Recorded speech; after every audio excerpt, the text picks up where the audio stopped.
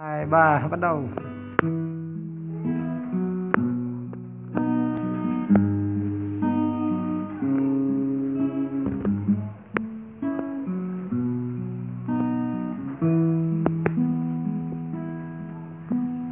Không phải anh không thấy những điều lắng lo của em mỗi ngày, cũng không phải anh không lắng nghe em sẻ chia. Không phải anh không biết em đã phải đổi thay vì em rất nhiều, cũng không phải anh không biết em yêu anh như thế nào. Cũng chắc tại vì anh quá ít nói, chỉ biết lắng nghe khi tình yêu đã thay anh nói tất cả. Chứ anh lo nhiều lắm, sợ cũng nhiều lắm, vì người kia còn bao người trên đời. Bao lời yêu thương có đời nữa cũng không hết đâu em.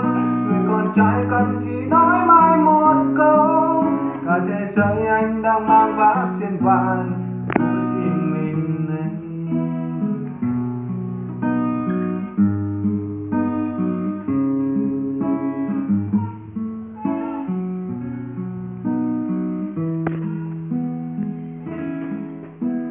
Không phải anh không thấy từng điều lắng lo của em mỗi ngày, cũng không phải anh không lắng nghe em sẻ chia.